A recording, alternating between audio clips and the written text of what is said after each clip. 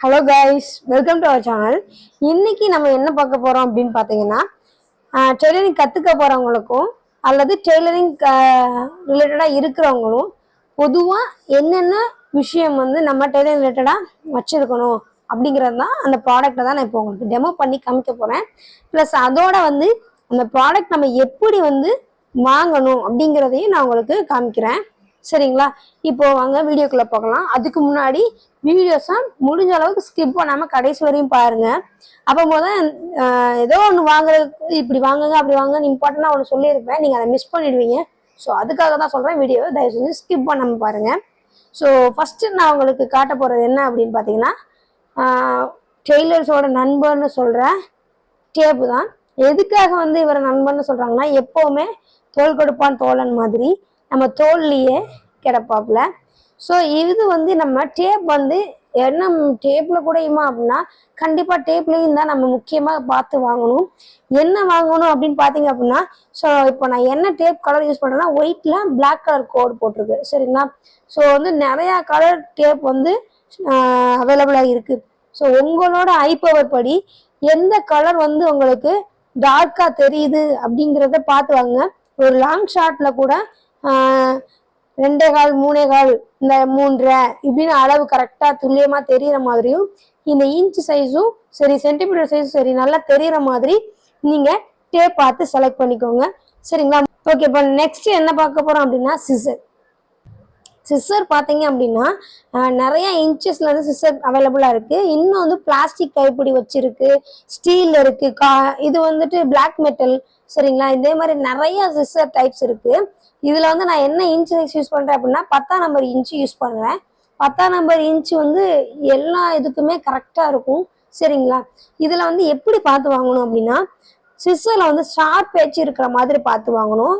Sharp பேச்சு வந்து எந்த அளவுக்கு ஷார்ப் கிடைக்கும் போது அது வந்து நம்ம எந்த இடத்துல நம்ம கரெக்டாக கட் பண்ணணும்னு நினைக்கிறோமோ அந்த இடத்த கரெக்டாக கட் பண்ணி கொடுக்கும். இன்னொன்று நம்ம இதை எப்படி வாங்கணும் அப்படின்னா, ஃபஸ்ட்டு எட்ஜில் கட் பண்ணி பார்க்கணும். அதுக்கப்புறம் உள்ள உங்களால் எந்த அளவுக்கு ஓப்பன் பண்ண முடியுதோ அந்த அளவுக்கு ஓப்பன் பண்ணி உள்ள டெப்த்தாக வந்து கட் பண்ணி பாருங்க. எந்த அளவுக்கு பிசுறு இல்லாமல் கிளாத் கட் பண்ணுதோ அந்த அளவுக்கு சிஸ்ஸரோட வேல்யூ ஜாஸ்தி.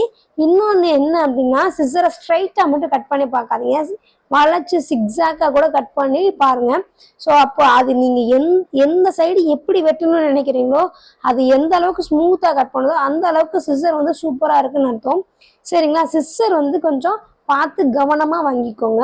இன்னொன்று சிஸ்ஸரை எப்படி மெயின்டைன் பண்ணணும் அப்படின்னா, இந்த இருக்கு இல்லைங்களா, அந்த நட்டோட போல்டு, அதாவது தலைப்பகுதி, இந்த பகுதி கீழே பேஸ்ட் பண்ணுற மாதிரி வைங்க.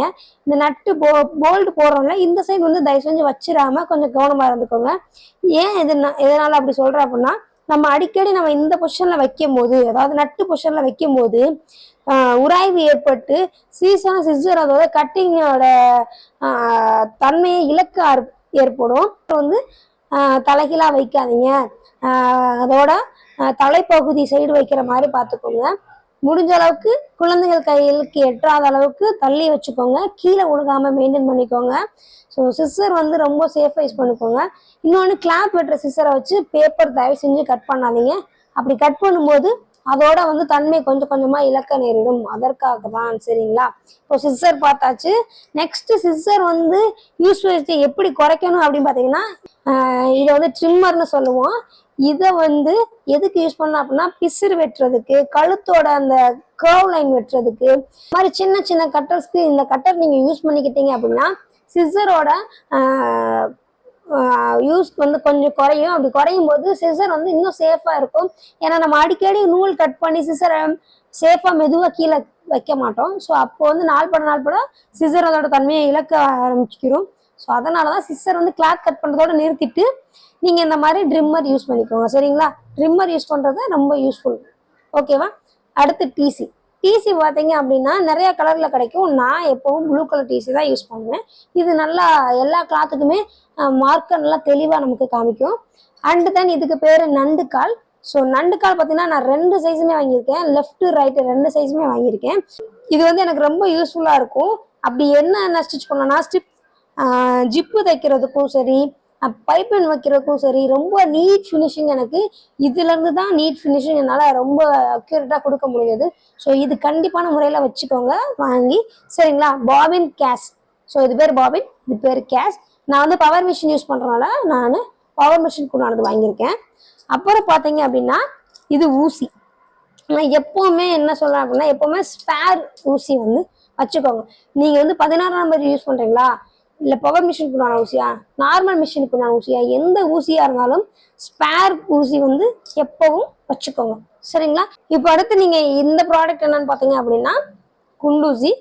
நீங்கள் குண்டூசி யூஸ் பண்ண விருப்பம் இல்லை அப்படின்னு நினச்சிங்கன்னா நீங்கள் சேஃப்டி பின் கூட யூஸ் பண்ணிக்கலாம், ஒன்றும் தப்பு இல்லை. பட் ஆனால் கண்டிப்பாக பின் யூஸ் பண்ணி தான் நீங்கள் ஸ்டிச் பண்ணணும் லைனிங் இதெல்லாம். அப்போ தான் வந்து துணி விலகாமல் ஃபினிஷிங் வந்து நீட்டாக இருக்கும், சரிங்களா. த்ரெட் பார்த்தீங்க அப்படின்னா ரொம்ப ஒன்றும் இல்லை. இந்த த்ரெட்டை நீங்கள் இழுத்து லைட்டாக ஒரு சுற்றி எந்த அளவுக்கு அந்த கிரிப் பிடிச்சி நீங்கள் இழுத்து அதை வந்து நீங்கள் நூலை வந்து அக்குறீங்கன்னு பார்த்துக்கோங்க. ஸோ எந்த அளவுக்கு கிரிப் வரையும் அது தாக்கு புரியுதோ அந்த அளவுக்கு நூல் தரமானதாக இருக்குது. ஸோ அந்த மாதிரி நூல் வந்து ரொம்ப ஈஸியாக வந்து அந்திருச்சு அப்படின்னா அந்த நூலோட ப்ராடக்ட் நீங்கள் யூஸ் பண்ணாதீங்க. ஸோ நூல் வந்து கண்டிப்பாக பார்த்து வாங்குங்க. அப்போ தான் வந்துட்டு நீங்கள் ஸ்டிச் பண்ணும்போது டக்குன்னு காற்றுல அந்து போகிறதுக்கும் வாய்ப்பு கம்மியாக இருக்கும். அதாவது அந்த கிரிப்பாக அந்த துணியை வந்து பிடிச்சிக்கிட்டு இன்னும் வந்து துணி பிரியாமல் இருக்கிறதுக்கும் இந்த நூல் தான் ரொம்ப மஸ்ட். ஸோ நூல் கொஞ்சம் பார்த்து வாங்கிக்கோங்க. ஒரு கம்பெனி நூல் கரெக்டாக இருக்குது உங்களுக்கு பிடிச்சி போச்சுன்னா அதே கம்பெனியை நீங்கள் மெயின்டைன் பண்ணுங்கள் மேக்ஸிமம். இது பார்த்தீங்க அப்படின்னா கொக்கி. ஸோ 2 கொக்கி செட்டுமே வச்சுருக்கேன். இது வந்து மஸ்ட்டாக வந்து ப்ளவுஸ் ஸ்டிச் பண்ண ஆரம்பிச்சிங்கன்னா கண்டிப்பாக வாங்கி வச்சுக்கோங்க, சரிங்களா. அதுக்கப்புறம் ஊசி நீடில் டைப் பார்த்தீங்கன்னா இதில் 30 விதமான ஊசிகள் இருக்குது. ஸோ இந்த இது தேவையில்லை அப்படின்னா நீங்கள் தனிப்பட்டு எம்மிங் ஊசி கூட வாங்கி வச்சுக்கோங்க. பட் 1 மட்டும் வாங்கி வச்சுக்கோங்க, 2-3 ஊசி வாங்கி வச்சுக்கோங்க. இது வந்து என்னன்னு பார்த்தீங்க அப்படின்னா ஊசியில் நூல் கோர்க்குறது. ஸோ இது வந்து இதோட அட்டாச்சாகவும் இருக்குது, ப்ளஸ் இது தனியாகவும் ஷாப்பில் கிடைக்கிது. ஹை பவர் கொஞ்சம் கம்மியாக இருக்கிறவங்க இது வந்து ரொம்ப யூஸ்ஃபுல்லாக இருக்கும். ஸோ ஊசியில் நூல் கோர்க்கிறது வந்து கண்டிப்பாக டெய்லர்ஸ் கொஞ்சம் ஏஜ் ஆக கஷ்டப்படாமல் இருக்கிறதுக்கு இது ரொம்ப யூஸ்ஃபுல்லாக இருக்கும். இது வந்து எதுக்காக நான் இந்த மாதிரி டைப் வந்து சொல்கிறேன் அப்படின்னா இதில் சைஸ் ஓரியன்டாகவும் இருக்குது, அதோட காதும் சொல்லுவாங்க, அந்த ஹோலும் பெரிய சைஸ்லேருந்து சின்ன சைஸ் வரையும் இருக்குது. அதனால தான் இது நான் வாங்கியிருக்கேன். உங்களுக்கு இது தேவைப்படலைன்னா இட்ஸ் ஓகே, ஒன்றும் பிரச்சனை இல்லை. நீங்கள் வந்துட்டு ஒரு 2-3 எம்மிங் ஊசி கேட்டு கடையில் வாங்கிக்கோங்க. அதுக்கப்புறம் பார்த்தீங்க அப்படின்னா இந்த நீடில் பாருங்களேன், இது வந்து தையல் பிரிக்கிற ஊசி, சரிங்களா. இது வந்து இந்த மாதிரி டைப் இப்போ புதுசாக மார்க்கெட்டில் வந்திருக்கு. நீங்கள் இந்த ப்ராடக்ட்டும் யூஸ் பண்ணிக்கலாம். அப்படி இல்லைன்னா கட்டு ஊசி சொல்லுவாங்க, கோன் ஊசி சொல்லுவாங்க, இந்த மாதிரி தடிமனாக இருக்கும் அந்த நீடில் கூட வாங்கி யூஸ் பண்ணிக்கோங்க. அண்ட் தென் வந்து ஸ்கேல் நான் வச்சுருக்க வந்து இது ஃபைபர், சரிங்களா. இது ஸ்ட்ரைட்டாக இருக்கும். இன்னொன்று என்னென்னா இது பெண்டு ஸ்கேலு. இது வந்து சுடிதாரோட வளைவுக்கும் பேண்ட்டோட வளைவுக்கும் ரொம்ப யூஸ்ஃபுல்லாக இருக்கும். கண்டிப்பாக இந்த இது மட்டும் இந்த பெண்டு ஸ்கேல் மட்டும் கண்டிப்பாக வாங்கி வச்சுக்கோங்க, ஓகேவா. அண்ட் தென் இது வந்து ஆம்கோல் கர்வ் லைன். இது வந்து ஆம்கோல் அந்த கர்வுக்கு ரொம்ப அக்யூரேட்டாக இருக்கும். ப்ளஸ் இது நீங்கள் நல்லா யூஸ் பண்ணீங்க அப்படின்னா நெக் கர்வுக்குமே அதை யூஸ் பண்ணிக்கலாம், சரிங்களா. முடிஞ்ச அளவுக்கு இந்த ப்ராடக்ட் மட்டுமே போதும் ஸ்டார்டிங் ஸ்டேஜுக்கும் சரி, கொஞ்சம் டெய்லரிங் தெரியும் அடுத்தடுத்து நான் லெவல் போயிட்டு இருக்கவங்களுக்கும் இதுவே போதும். இன்னும் எக்ஸ்ட்ரா நிறையா இருக்குது, அதெல்லாம் தேவையில்லை. இந்த ப்ராடக்ட் மட்டுமே டெய்லர்ஸ் வந்து போதும், யூஸ் பண்ணிக்கலாம். அடுத்து நம்ம தேவைக்கேற்ப நீங்கள் அட்வான்ஸ் லெவலில் வாங்கிக்கோங்க. ஸோ பேசிக்காக இந்த ப்ராடக்ட் மட்டும் போதும். ஸோ இந்த வீடியோ உங்களுக்கு பிடிச்சிருந்துச்சு அப்படின்னா கீழே லைக் பண்ணுங்கள். வேறு ஏதாச்சும் நான் ப்ராடக்ட் மிஸ் பண்ணியிருந்தேன்னா கீழே கமெண்ட் பாக்ஸில் கமெண்ட் பண்ணுங்கள். என் வீடியோவை சப்போர்ட் பண்ணுறதுக்கு சப்ஸ்கிரைப் பண்ணுங்கள். Thank you, bye bye.